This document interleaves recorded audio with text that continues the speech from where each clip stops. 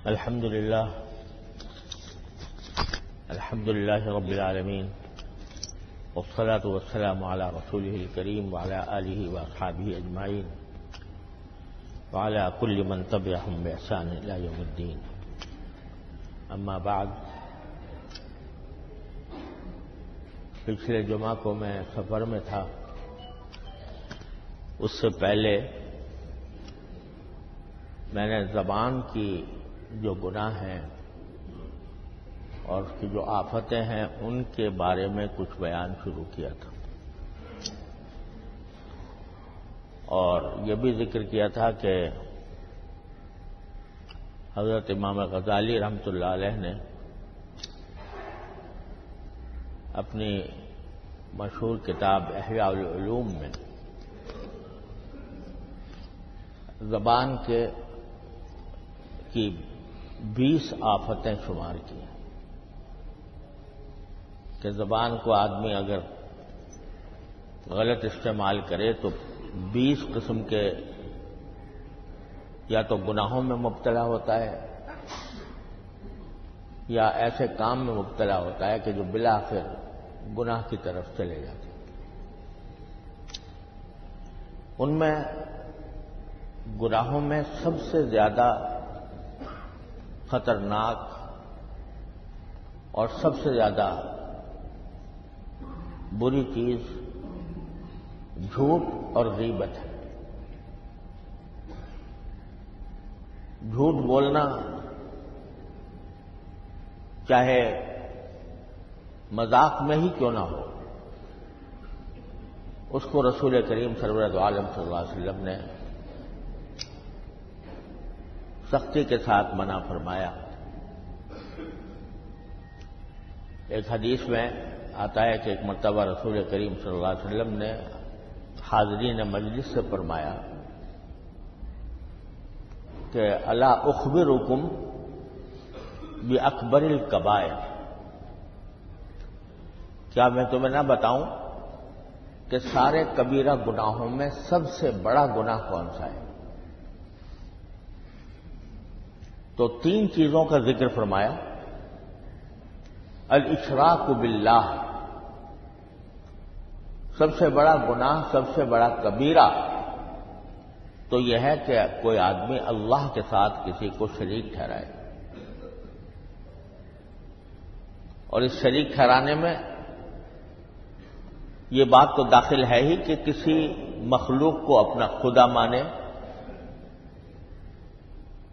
العیاذ باللہ، جیسے بت پرست لوگ مانتے ہیں، یا عیسائی جو ہیں وہ حضرت عیسیٰ علیہ السلام کو خدا مانتے ہیں. یہ تو ہے ہی. اس کے علاوہ جو صفات اللہ تبارک و تعالی کے ساتھ مخصوص ہیں، جو اور کسی کے لیے نہیں کہی جا سکتی، اگر وہ صفات کسی مخلوق کے طرف منسوب کی جائیں کہ یہ میرا مشکل کشا ہے، یہ میرا حاجت روا ہے، العیاذ باللہ، جیسے کہ بعض حضرات جو ہیں وہ کسی بزرگ کی تعظیم کے طور پر یہ کہہ دیتے ہیں کہ یہ مشکل کشا ہے،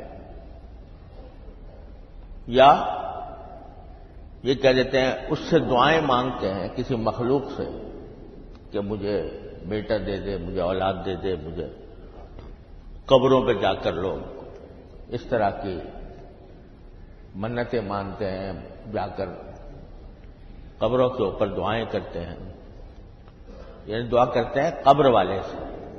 اللہ سے دعا تو کرنی ہے لیکن قبر والے سے دعا کرتے ہیں، یہ بھی اشراک میں داخل ہے. اللہ بچائے. تو سب سے بڑا گناہ تو فرمایا اشراک باللہ، اللہ کے ساتھ شریک ٹھہرانا.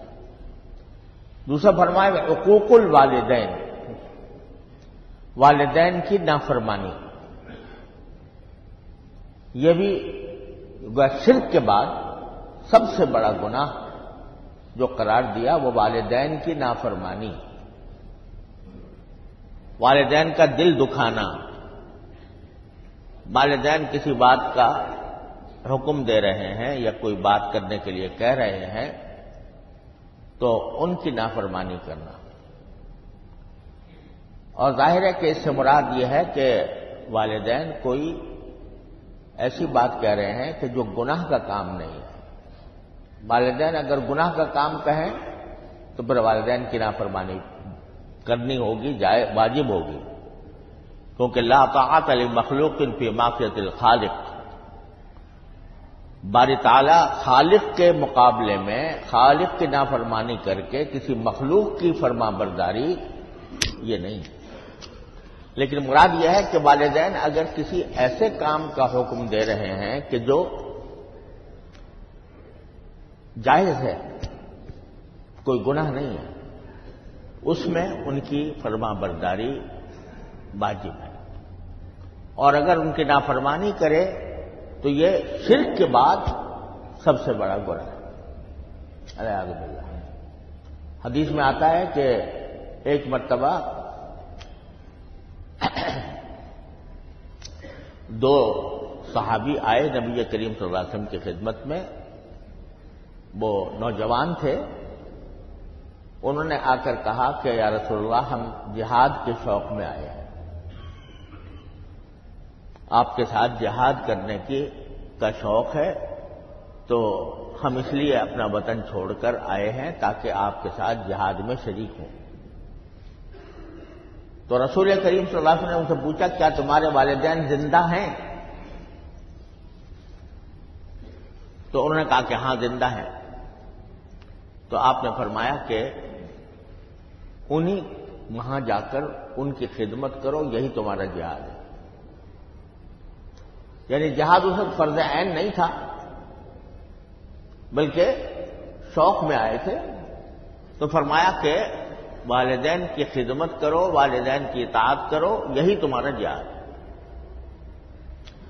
تو والدین کی خدمت، اطاعت یہ بہت بڑا نیکی کا کام ہے، اور اس کے برخلاف اگر نافرمانی کرے کوئی آدمی تو نافرمانی کو رسول کریم صلی اللہ علیہ وسلم نے شرک کے بعد سب سے بڑا گناہ قرار دیا۔ پھر تیسری، ابھی آپ بیٹھے ہوئے تھے، دو باتیں کہیں کہ اشراک باللہ، اللہ کے ساتھ شریک ٹھہرانا کی، اور حقوق الوالدین یعنی والدین کی نافرمانی کرنا۔ پھر تیسری بات جب فرمانے لگے تو ٹیک لگا کر بیٹھے ہوئے تھے، آگے کی طرف جھک گئے اور فرمایا کہ جھوٹی بات، وقول الزور، اور بعض روایتوں میں شہادت الزور، جھوٹی گواہی دینا یا جھوٹی بات کہنا۔ اور پھر یہ مسلسل کہتے ہیں اللہ وقول الزور وقول الزور وقول الزور، بار بار فرماتے رہے کہ جھوٹ بات کہنا یہ اکبر الکبائر میں داخل ہے، یعنی سب سے بڑے گناہ جو ہیں دنیا میں ان میں یہ داخل ہے۔ شرک، والدین کی نافرمانی اور جھوٹی بات۔ تو یہ قول الزور کا جب ذکر آیا تو اس وقت آپ نے آگے بڑھ کر، ٹیک لگائے ہوئے تھے، آگے بڑھ کر بار بار اس کو دہرایا تاکہ لوگوں کو یہ اہمیت معلوم ہو کہ جھوٹی بات جو ہے، جھوٹ، یہ کتنا بڑا گناہ ہے، کتنی بڑی مصیبت کی چیز۔ تو معمولی چیز نہیں ہے، ذرا سی دیر میں آدمی ایک لمحے میں زبان سے ایسی بات نکال دیتا ہے جو واقعے کے خلاف ہوتی ہے، تو یہ جھوٹ ہو جاتا ہے، اور اس کے نتیجے میں اللہ تعالیٰ معاف کرے بہت ہی خطرناک انسان کا انجام ہو سکتا ہے۔ اور یہ جھوٹ بعض اوقات تو آدمی جھوٹ کے قصد سے بولتا ہے، یعنی ارادہ یہ ہے کہ جھوٹ بولوں گا،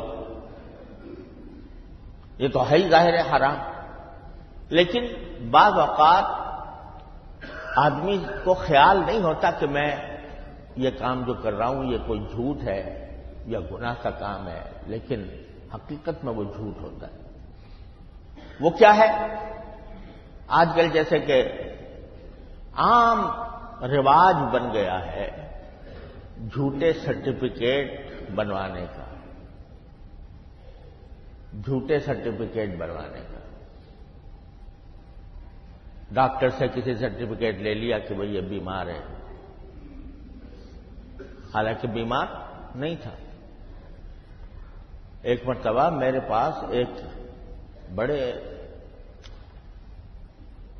متدین آدمی بظاہر، کہ بظاہر متبع سنت نظر آتے تھے، نمازوں کے پابند تھے، صف اول کے پابند تھے، وہ کسی ملک سے میرے پاس آئے ہوئے تھے ملنے کے لیے. تو ایسے ہی میں نے پوچھ لیا کہ بھئی کب تک قیام ہے آپ کا؟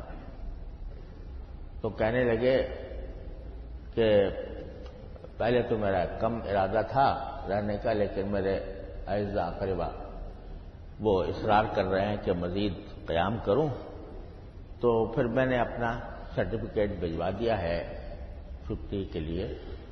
تو وہ امید ہے کہ چند دنوں کے بعد میں چھٹی مل جائے گی تو میں اور قیام کروں. تو میں نے پوچھا بھائی کیسا سرٹیفکیٹ؟ کہنے لگے کہ میڈیکل سرٹیفکیٹ. کس بات کا؟ کہ میں بیمار ہوں لہذا میری چھٹی میں اضافہ کیا. اس طرح انہوں نے کہہ دیا جیسے کوئی بات ہی نہیں ہوئی. تو میں نے کہا بھائی یہ آپ نے جو بھیجا سرٹیفکیٹ یا حاصل کیا یہ جائز تھا آپ کے لیے؟ کہیں اس کے بغیر چھٹی نہیں ملتی. چھٹی نہیں ملتی تو اس کے نتیجے میں آپ جھوٹا سرٹیفکیٹ بنوائیں.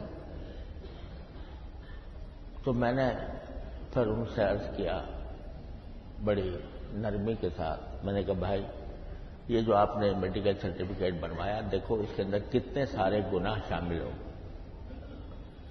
ایک تو جھوٹ، وہ تو ہے ہی گناہ. پھر جس سے بنوایا اس کو جھوٹ میں مبتلا کیا. اور عام طور سے جو میڈیکل سرٹیفکیٹ بنائے گا یا جھوٹا سرٹیفکیٹ بنائے گا وہ خود للہ فی اللہ تو بناتا نہیں کہ بھائی اللہ میاں کو راضی کرنا ہے لہذا بنا دوں. وہ کچھ نہ کچھ اس کا معاوضہ طلب کرتا ہے. تو رشوت، اور پھر یہ تین گناہ ہوئے. خود جھوٹ بولا، دوسرے کو جھوٹ بولنے پر آمادہ کیا، اور اس کو رشوت دی. اور پھر یہ کہ چونکہ جھوٹی رخصت حاصل کی ہے لہذا حقیقت میں وہ غیر حاضری ہوئی، اپنے فرائض سے غیر حاضری ہوئی. اس غیر حاضری کا گناہ الگ، اور اس کی اگر اس کی وجہ، اس چھٹی کی وجہ سے جو آپ کو ان دنوں کی تنخواہ ملی وہ تنخواہ حرام. نتیجہ یہ کہ جو تنخواہ ملے گی اس میں اتنا حصہ جتنا کہ غیر حاضر رہے اس کا حرام ہو گیا. تو اتنے سارے گناہوں کا مجموعہ ہے. تو وہ ان کے حق کا بکا رہ گئے. یعنی بالکل وہ سمجھ رہے تھے کہ یہ تو کوئی مسئلہ ہی نہیں تھا، لیکن تھے مخلص آدمی تو انہوں نے کہا جی میں آج سے توبہ کرتا ہوں، آئندہ ایسی حرکت نہیں کروں. تو یہ کتنے ہمارے معاشرے کے اندر یہ فساد جو پھیلا ہوا ہے، جھوٹے بل بنوا لینا، تجارت کے اندر جھوٹے بل بنوا لینا، پیسے کم کی خریداری ہوئی ہے لیکن اس سے کہہ دیا بھائی زیادہ کی بنوا دو تاکہ میں جہاں سے مجھے وصول کرنا ہے وہ میں وصول کر لوں. جھوٹا سرٹیفکیٹ بنوا، جھوٹا بل بنوا دیا. عام ہو گئی ہے یہ بات تجارتوں میں. بعض جگہ مجبوری ہو جاتی ہے، اس میں کوئی شک نہیں ہے. بعض ہمارا نظام اتنا خراب ہے کہ اس کی وجہ سے بعض اوقات مجبور ہو جاتا ہے بندہ. تو اس میں بھی یہ بات یاد رکھیں کہ اگر کسی جگہ اپنے آپ کو ظلم سے بچانے کے لیے کوئی آدمی، جس کو کہتے ہیں آج کل انڈر انوائسنگ کرنا، کہ بل جو ہے وہ اصل میں زیادہ کا تھا، کم بنوایا، تو ظلم سے بچنے کے لیے اس کی گنجائش ہے. لیکن کم تھی اصل قیمت اور زیادہ بل بنوا لیا، یہ کسی صورت ہے جائز نہیں ہوتا، کسی بھی صورت یہ حرام ہے قطعا۔ تو یہ عام ہو گئی ہے چیز، اور کوئی یہ نہیں سمجھتا کہ میں جھوٹ کام کر رہا ہوں، میں غلط کام کر رہا ہوں، گناہ کر رہا ہوں۔ ایک آدمی اگر کوئی غلط کام کرے یا گناہ کرے اور دل میں شرمندہ بھی ہو کہ بھئی مجھ سے یہ کام غلط ہو گیا، اس پر ہو سکتا ہے اس کے استغفار کی توفیق ہو جائے، توبہ کی توفیق ہو جائے، لیکن جس چیز کو آدمی جھوٹ سمجھتا ہی نہیں اور بے دریغ کام کر رہا ہے، تو یہ تو اللہ بچائے یہ چوری اور سینہ زوری ہے، جو انتہائی خطرناک بات ہے۔ اسی طرح جو ہمارے معاشرے کے اندر جھوٹ کا ایک پہلو جس کو کہ جھوٹ سمجھا نہیں جاتا، وہ یہ ہے کہ کوئی بات کہیں سنی اور وہ اس کی تحقیق نہیں ہے، پتہ نہیں، حقیقت معلوم نہیں ہے کہ باقی یہ بات سچ ہے یا غلط ہے، جھوٹ ہے، اس کو بغیر تحقیق کے آگے بیان کر دیا، اس کی تحقیق نہیں کی کہ یہ بات صحیح ہے غلط ہے، اور آگے بیان کر دیا۔ اس سے افواہیں پھیلتی ہیں، معاشرے کے اندر بگاڑ پیدا ہوتا ہے، اور رسول کریم صلی اللہ علیہ وسلم نے اس کو بھی جھوٹ قرار دیا، کفا بالمرء کذبا ان یحدث بکل ما سمع۔ انسان کے جھوٹا ہونے کے لیے یہ بات کافی ہے، یعنی یہ بات بھی جھوٹ ہے، جھوٹ کے گناہ میں شامل ہے کہ آدمی جو کوئی بات سنے وہ دوسروں تک نقل کر دے بغیر تحقیق کے۔ قرآن کریم میں اس کے اوپر بڑی سخت ایک طرح سے وعید آئی ہے کہ کوئی بات آپ نے سنی اور ابھی اس کی تحقیق نہیں ہوئی کہ یہ سچی ہے یا جھوٹی ہے، اور اس کو آگے چلتا کر دیا، تو حدیث میں قرآن کریم نے فرمایا کہ اگر کوئی ایسی بات سنی ہو جس کی ابھی تحقیق نہیں ہے تو آپ ان لوگوں تک اس کو پہنچاؤ جو تحقیق کر سکتے ہیں، اور جو تحقیق نہیں کر سکتے ان تک پہنچانا تمہارے لیے جائز نہیں ہے، اس لیے کہ اس سے افواہیں پھیلتی ہیں اور افواہوں کی وجہ سے معاشرے کے اندر بگاڑ آتا ہے۔ تو یہ ایک ایسی چیز ہے، آج کل تو سوشل میڈیا جو ہے اس میں نے تو تباہی مچائی ہوئی ہے، ہر رطب و یابس، ہر قسم کی باتیں جھوٹی سچی تحقیق کے بغیر لوگ ڈال دیتے ہیں، اور دوسرے لوگ جو ہیں اس کو اور آگے چلتا کر دیتے ہیں، تیسروں پر اور آگے چلا جاتے ہیں، پھیل رہی ہیں افواہیں، غلط فہمیاں پھیل رہی ہیں، افواہیں پھیل رہی ہیں، دشمنیاں پیدا ہو رہی ہیں۔ یہ سب اس بات کا نتیجہ ہے کہ رسول کریم سرور دو عالم صلی اللہ علیہ وسلم کے ارشاد سے روگردانی کی گئی ہے کہ جس چیز کی تحقیق نہ ہو اس کو آگے چلتا نہ کرو۔ ہاں تحقیق کر لی اور ثابت ہو گئی تو ٹھیک ہے، اگر ضرورت ہے تو بیان کر دو لوگوں کے سامنے، وہ بھی ضرورت کے بعد، خامخواہ بلا وجہ بیان کرنے کی تو کوئی ضرورت نہیں۔ تو یہ وہ صورتیں ہیں جھوٹ کی جو ہمارے معاشرے میں بہت زیادہ پھیل چکی ہیں اور ان کو جھوٹ سمجھا نہیں جاتا، حالانکہ وہ جھوٹ کے اندر داخل ہیں۔ رسول کریم صلی اللہ علیہ وسلم نے ان پر وعید بیان فرمائی۔ تو یہ آدمی کو، جب آدمی کوئی واقعہ بیان کرے تو اس وقت اس کو ذرا سوچنا چاہیے کہ اس میں نے کوئی ایسی بات تو نہیں کہہ دی کہ جو واقعے کے خلاف۔ اسی میں بعض اوقات مبالغہ، بات اتنی سی تھی اور اس کو بڑھا چڑھا کر، زیادہ بڑھا چڑھا کر مبالغہ کر کے پیش کر دیا، جو حقیقت میں اس درجہ نہیں تھا۔ تو وہ مبالغے کے نتیجے میں بھی غلط فہمیاں پھیلتی ہیں، اس سے بھی فساد مچتا ہے، مبالغہ بھی، یہ بھی ایک طرح سے جھوٹ ہی کا ایک شعبہ ہے. بات اتنی تھی، آپ نے اس کو بڑا چڑھا کے کچھ کر دیا، اس میں نمک مرچ لگا دیا اور اس کو آگے چلتا کر دیا. تو اس سے لوگوں کو غلط فہمیاں پیدا ہوتی ہیں، غلط فہمیوں کی وجہ سے فساد آتا ہے.